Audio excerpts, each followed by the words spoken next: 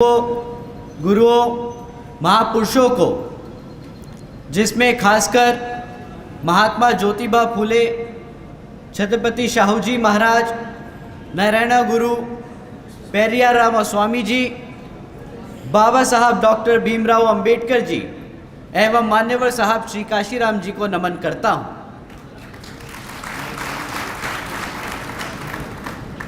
मान्यवर साहब श्री काशीराम जी की एकमात्र उत्तराधिकारी हमारी आदरणीय बहन कुमारी मायावती जी को भी नमन करता हूं। उत्तर प्रदेश की चार बार मुख्यमंत्री, लोकसभा व राज्यसभा की कई बार सदस्य रही आदरणीय बहन कुमारी मायावती जी, जिन्होंने अपने सभी SC, ST, OBC एवं अल्पसंख्यक समाज के साथ साथ सर्व समाज में से गरीबों और कमज़ोरों के लिए अपना पूरा जीवन समर्पित किया, तो मुझे गर्व है कि मुझे ऐसे महान नेता के नेतृत्व में काम करने का मौका मिल रहा है। मैं आदरणीय बहन कुमारी मायावती जी का हार्दिक अभिनंदन और आभार व्यक्त करता हूं। आज करनाल और सोनीपत जिले की सभी माताओं, बहनों, बड़े बुजुर्ग के साथ साथ यहाँ मौजूद सभी युवा साथियों का, जो यहाँ की इस कमेटी समीक्षा कम बसपा कैडर मीटिंग में शामिल हुए हैं, तो आप सभी का मैं स्वागत करता हूँ। साथियों, आपकी पार्टी बसपा को बने 39 साल हो चुके हैं। इन 39 सालों में हमारे पार्टी के संस्थापक परम पूज्य मान्यवर साहब श्री काशीराम जी और एक छोटे से परिवार में जन्मी, दिल्ली की गलियों से निकलकर दिन रात एक कर अपना पूरा जीवन और अपना परिवार इस पार्टी व मिशन और मूवमेंट के लिए त्याग करने वाली बहन जी ने दलितों और पिछड़े समाज को राजनीतिक की मुख्य धारा में लाने का काम किया है।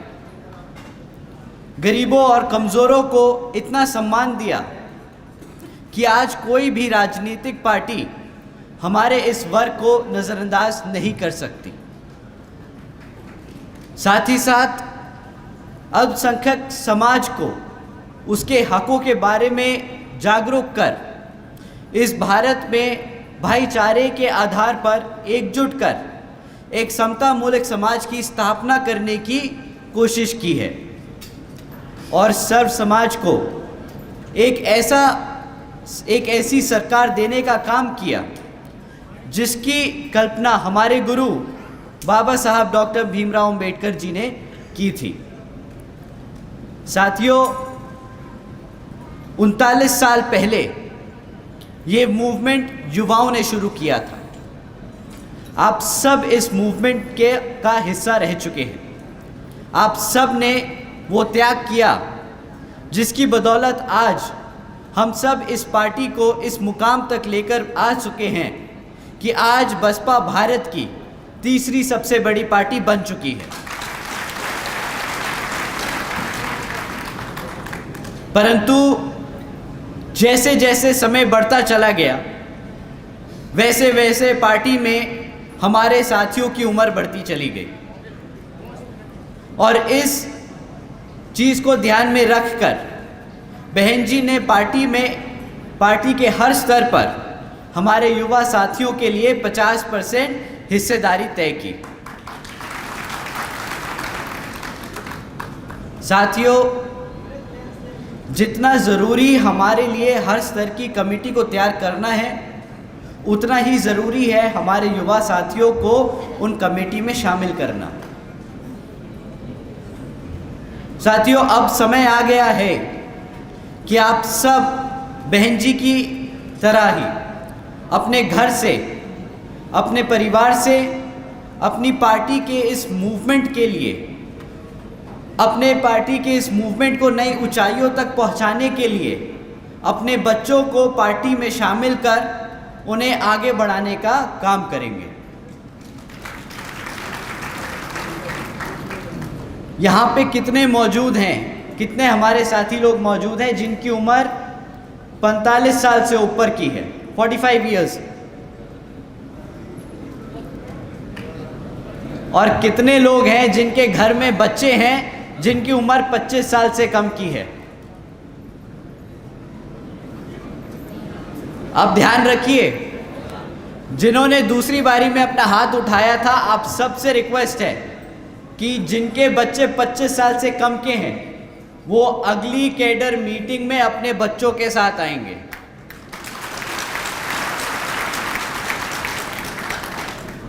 साथियों, मेरे से ज़्यादा आप सब ने मान्यवर साहब के साथ कदम से कदम मिलाकर इस पार्टी के लिए अपना समय और अपना जीवन त्याग किया है। आपसे ज़्यादा बेहतर आपके अलावा कोई नहीं अपने बच्चों को समझा सकता कि बीएसपी ने किस कदर हमारे समाज के लिए कितनी मेहनत कर हमें यहाँ तक लाने का काम किया है। तो आने वाली कैडर मीटिंग में आप अपने बच्चों को लेकर आएंगे और उन्हें घर ले जाकर फिर समझाएंगे कि कितनी ज़रूरी है उनकी बीएसपी, कि आने वाले समय में अगर वो भी यही चाहते हैं कि उनको समाज में उनको वो सारी व्यवस्थाएं मिले, वही सारे लाभ मिले जो हमारे बाबा साहब हमें देकर गए हैं इस संविधान में, तो उन्हें कितनी मेहनत से बीएसपी में आगे बढ़ चढ़कर हिस्सा लेना होगा। तो साथियों, आने वाली कैडर मीटिंग में मैं उम्मीद करता हूं कि इस हॉल में जितने भी लोग हैं उससे दुगने लोग यहाँ पे मौजूद होंगे अपने बच्चों के साथ।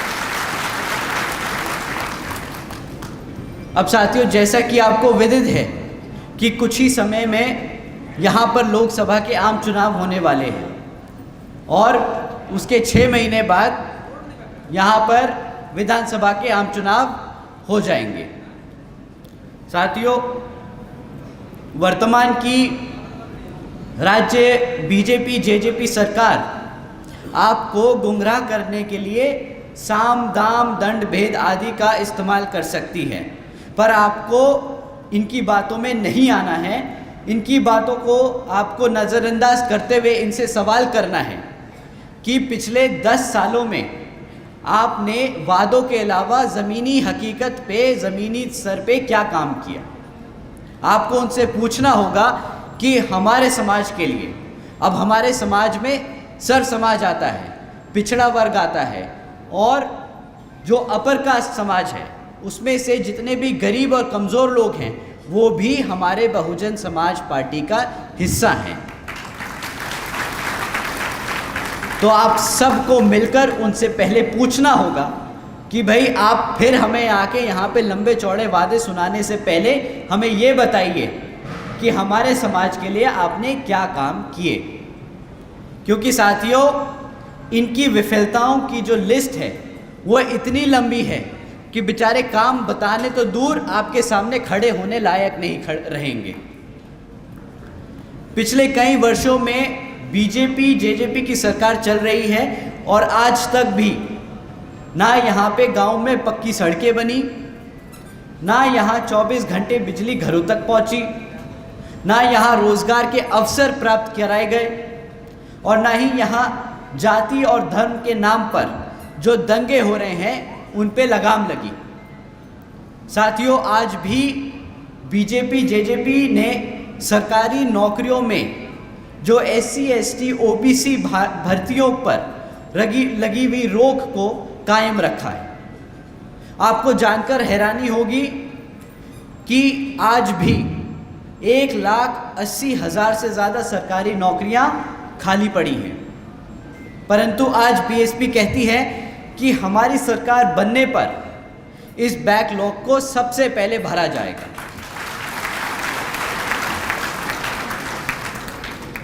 साथियों, बीजेपी जेजेपी ने एजुकेशन पॉलिसी आज तक भी लागू नहीं करी।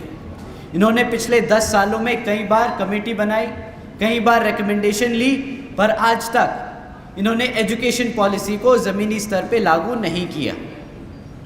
पर बीएसपी ने अपने पूर्व सरकारों की तरह आज यहाँ कहती है कि जिस तरह पिछड़े बुंदेलखंड क्षेत्र में बाबा साहब doctor Bhimrao Ambedkar medical college और झांसी में मान्यवर श्री कांशीराम जी पैरामेडिकल ट्रेनिंग कॉलेज की स्थापना की थी, उसी तरह यहाँ पर भी हमारे बच्चों को एजुकेशन में आगे बढ़ाने के लिए मेडिकल कॉलेजेस और ट्रेनिंग सेंटर्स की स्थापना करें।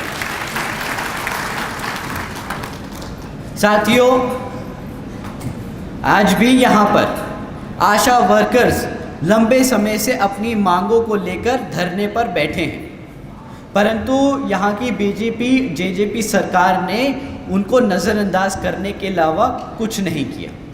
पर आज बीएसपी यहाँ पर कहती है कि हरियाणा में सरकार बनने के बाद हम तुरंत ही हमारे आशा वर्कर्स की समस्याओं का उचित समाधान करने का काम करेंगे।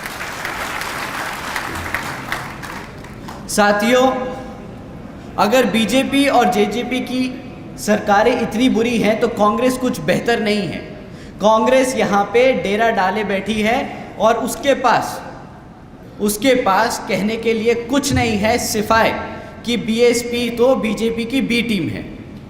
परंतु साथियों, ये हकीकत तो कांग्रेस की ये है कि वह उनके पास खुद कुछ बताने को नहीं है, तो अपना वोट हमारे साथियों को गुमराह करने के लिए वो ये बार बार हमारे सभी युवा साथियों और बुजुर्गों के बीच में जाके ये कहती है कि बीएसपी तो बीजेपी की बी टीम है। कांग्रेस वालों से पूछ लीजिए भाई, जब तक तुम सरकार में थे भाई तुमने तो पूरे देश में राज किया और हरियाणा में भी कई वर्षों तक राज किया। बीएसपी भी बीजेपी की बी टीम है के अलावा तुम बता दो कि तुमने यहाँ पे हमारे समाज के लिए क्या काम किया। चुप्पी साधे खड़े हो जाएंगे, क्योंकि हकीकत वही है कि आज भी वो जातिवादी मानसिकता रखकर सरकारें चलाते आए हैं और आज भी जितनी भी प्रदेशों में उनकी सरकारें चल रही हैं वहाँ पर भी हमारे समाज का इतना बुरा हाल है कि आए दिन कहीं रेप के केस सामने आ रहे हैं, कहीं पे लूटपाट के आ रहे हैं, कहीं पे हमारे समाज के लोगों के साथ बदतमीजी के केस सामने आ रहे हैं। और उनके चलती हुई सरकारों में ना पुलिस कुछ कर रही है, ना वहाँ के नेताएं कुछ कर रहे हैं, ना ही नेशनल लेवल पे जो उनके लीडरशिप है उन्होंने आज तक इन बातों पे कोई संज्ञान लिया है और ना ही उन्होंने अपने नेताओं को कभी भी बुलाकर खड़ा कर उनसे जवाब मांगा है। जिस पार्टी की लीडरशिप अपने समाज के लिए, हमारे समाज के लिए अगर इतना नहीं कर सकती कि उनकी चलती हुई सरकारों में हमारे समाज का ध्यान रख सके, तो वो यहाँ पर आपके हरियाणा में क्या काम करेगी। आपको साथियों उन्हें यही बार बार समझाना है कि भाई पहले जाके जहाँ पे तुम्हारी सरकारें चल रही हैं वहाँ पे जाके हमारे भाइयों और बहनों और माताओं की सुरक्षा का इंतज़ाम करो, फिर हरियाणा में आके हमसे बात करना। पर साथियों, जैसा कि आप जानते हैं बीएसपी कभी भी चुनाव से पहले कोई मैनिफेस्टो जारी नहीं करती। बीएसपी ने आज तक किसी भी चुनाव में मैनिफेस्टो जारी नहीं किया, पर ये कांग्रेस और बीजेपी की पुरानी आदत है कि उनको हर 5 साल में आके, चाहे वो सरकार में हो या ना हो, आपके बीच में आके एक मैनिफेस्टो जारी करना पड़ता है। पर आपको उनसे पूछना है कि भाई जब तुम्हें 5 साल मौका मिला तो तुम्हें मैनिफेस्टो जारी करने की क्या ज़रूरत है। तुम आके हमें अपने काम बताओ। मैनिफेस्टो आएंगे, जारी करेंगे, उसमें 10 काम गिनवाएंगे कि हम दोबारा अगर आएंगे तो ये काम करके दिखाएंगे। भाई जो पिछले 5 साल मिले थे उसमें क्यों नहीं किया, उसमें क्या सो रहे थे। तो साथियों, इन बीजेपी और कांग्रेस और जेजेपी की मैनिफेस्टो में मत आइएगा। या आपको आके बोलेंगे कि भाई हम आपको मुफ्त में बिजली देंगे, आपको बोलेंगे कि हम महिलाओं को मुफ्त शिक्षा देंगे, आपको बोलेंगे कि हम मुफ्त में राशन देंगे।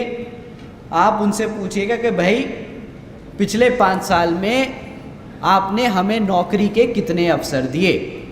ना हमें मुफ्त में घर चाहिए, ना बिजली चाहिए, ना शिक्षा चाहिए। आप हमें बता दीजिए कि आपने हमारे बच्चों के लिए कितनी नौकरियां प्राप्त कराई।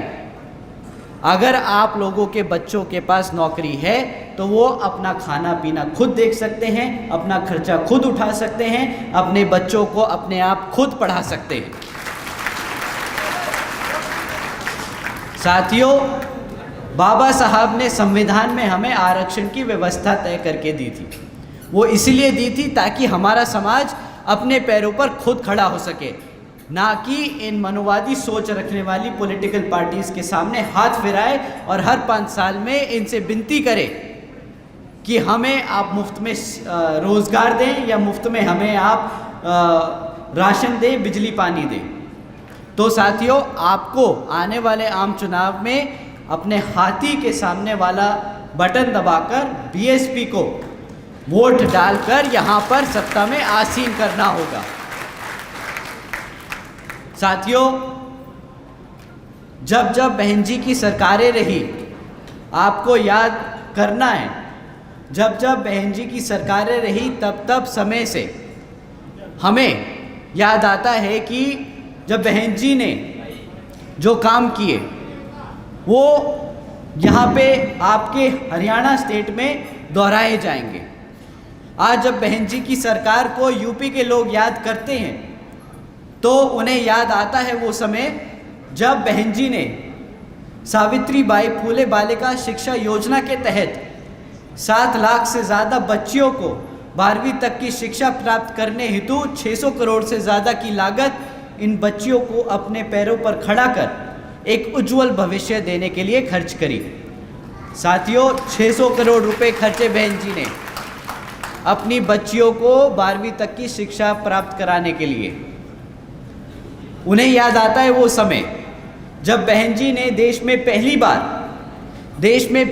बार अपनी सरकार में आने के बाद सरकारी कॉलेजेस के स्टूडेंट हॉस्टल्स में अन्य पिछड़े वर्गों के छात्रों के लिए 27% आरक्षण की व्यवस्था तय की, ताकि दलित समाज, एससी समाज के साथ साथ ओबीसी और एससी समाज के लोगों के बच्चों को भी आगे पढ़ लिख के आगे बढ़ने का मौका पूरा मिले। साथियों, उन्हें याद आता है वो समय जब बहन जी ने महामाया गरीब बालिका आशीर्वाद योजना के तहत 3,25,000 बच्चियों को 1-1 लाख रुपए देने का काम किया। बहन जी ने इस योजना के तहत 3,250 करोड़ रुपए अपनी बच्चियों को देने का काम किया। साथियों, साथ ही साथ बहन जी ने सरकारी नौकरियों के साथ साथ सरकारी ठेकों में आरक्षण की व्यवस्था लागू की। और साथियों, याद करते हैं कि किस तरह बहन जी ने सरकारी नौकरियों की भी भर्ती पर लगी रोक को हटाकर बहुजन समाज के साथ साथ सर्व समाज के सभी ज़रूरतमंदों लोगों को नौकरी देने का काम किया।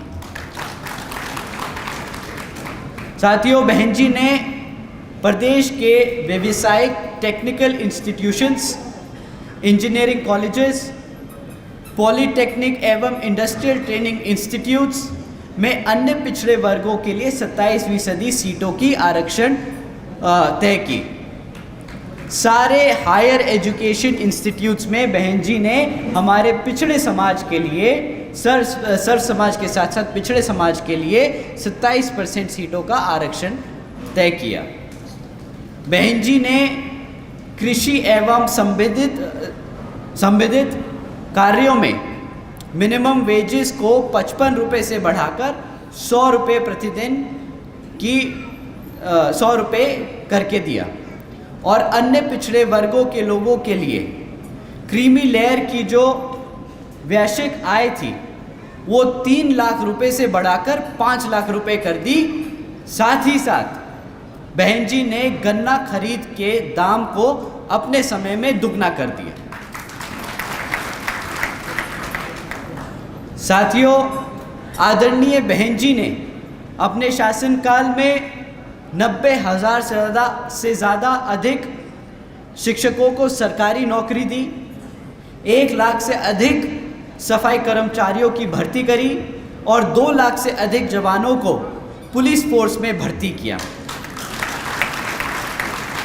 और साथियों, ये काम बहन जी ने अपने प्रदेश में इस स्तर पे किया कि हमारे प्रदेश के लोगों को अपना प्रदेश छोड़कर, अपने घर को छोड़कर कहीं और दूसरी जगह जाकर नौकरी ना करनी पड़े, अपने परिवार, अपने समाज के बीच में रह के वे अपना पेट पाल सके।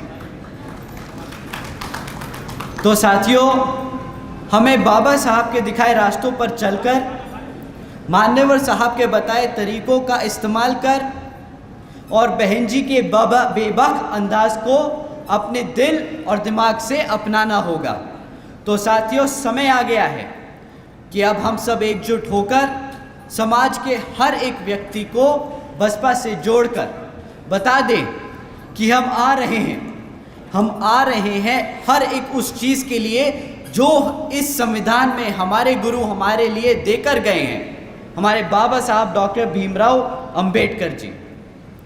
अंत में मैं यहाँ दोबारा से मौजूद सभी हमारे बड़े बुज़ुर्ग, हमारी माताएं बहनें, हमारे युवा साथी, साथ ही साथ BVF के सभी जवान जाबाज साथियों और BSP मूवमेंट को आगे बढ़ाने के लिए हमारी बात को, हमारे मैसेज को देश के कोने कोने तक पहुंचाने के लिए हमारे बहुजन मीडिया के सभी साथियों का तहे दिल से शुक्रिया अदा और धन्यवाद करता हूं।